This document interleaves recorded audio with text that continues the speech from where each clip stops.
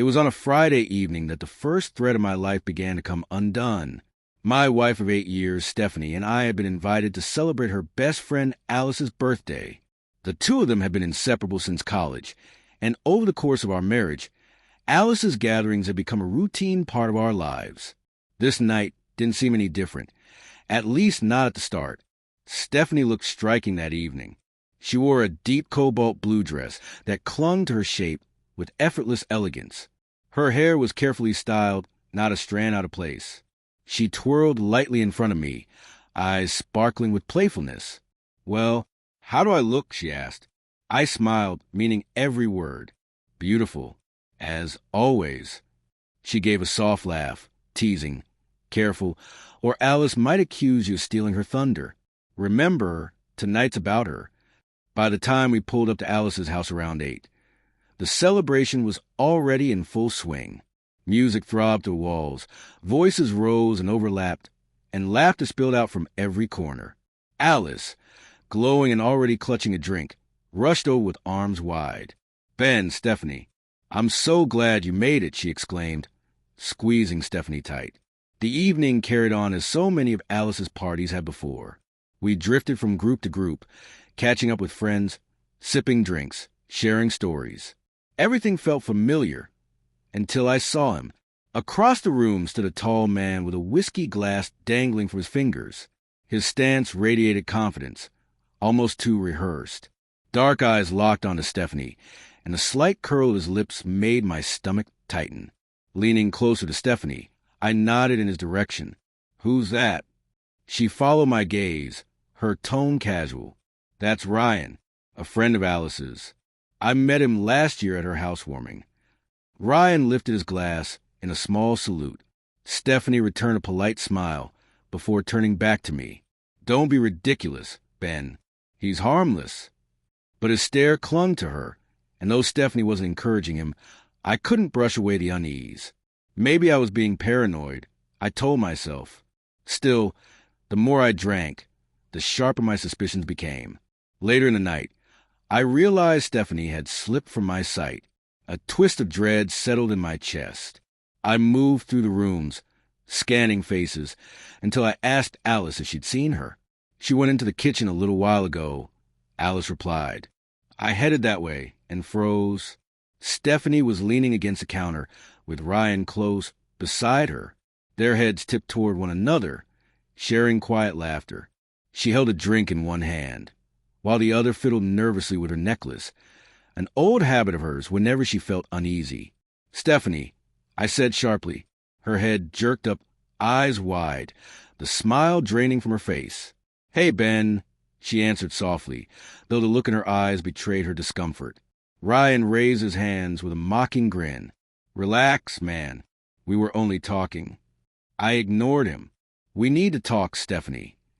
After a pause, she set her glass down and followed me back toward the living room.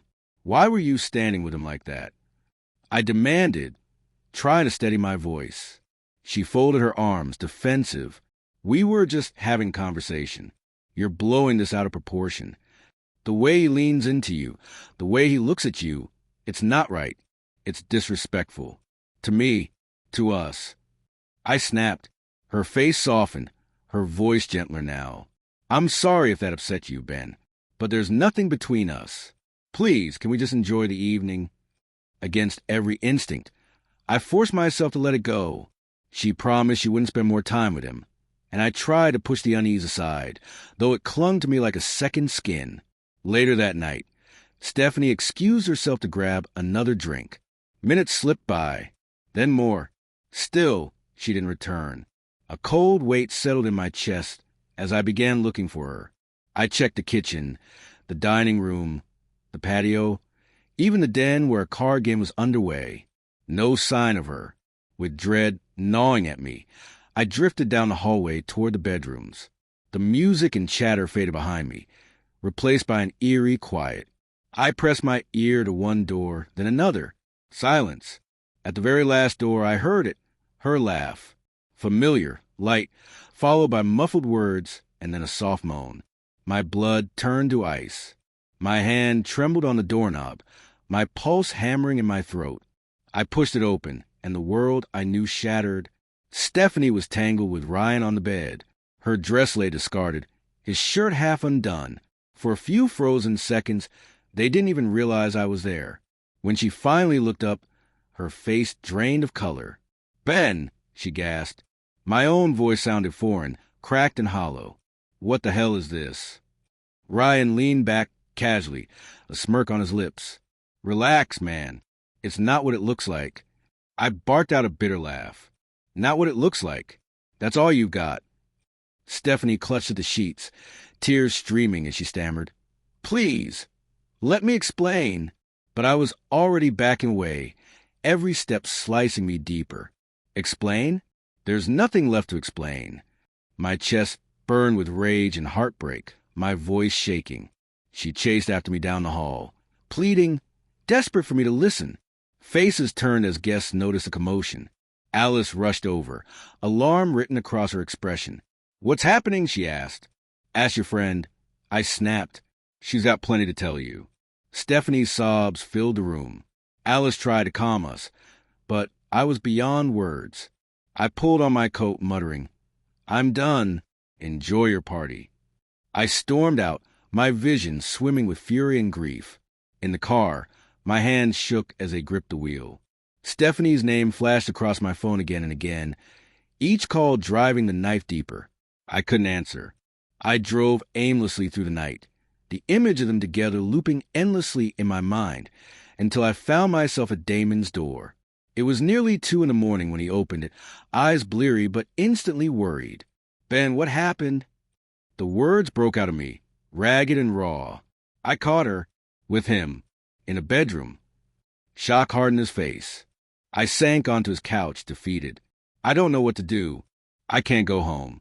I can't even look at her." "You're not staying in some hotel," Damon said firmly. "You'll stay here. We'll figure out in the morning." I nodded weakly, grateful, though her calls kept buzzing, twisting the wound deeper. By dawn, my decision was made. "I'm getting a divorce," I told Damon, my voice heavy but certain. He nodded once. "Then that's what you'll do. I'll help you find a good lawyer." The next morning, I went back to collect my things. Stephanie was waiting on the couch, her face blotchy from crying. She rushed toward me. "Ben, please, we can fix this." It was a mistake. I never meant for it to happen. I stopped cold, staring at her. A mistake? That's how you see it? You smiled at him while stone cold sober. You don't destroy someone you love like that. Her tears fell harder. "I'll do anything. Just give me another chance."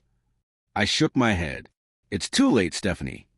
I packed what I needed and walked out without looking back. The divorce went through in a matter of months. She tried, over and over, messages, calls, pleas for reconciliation. I ignored them all. Damon stood by me through every step, helping me move forward. The pain lingered, but time dulled the edges. Starting over was brutal, but it was the only path. As I rebuilt my life, piece by piece, I understood something clearly. Walking away wasn't just about her betrayal. It was about reclaiming myself, my dignity, my worth. The parts of me I had almost forgotten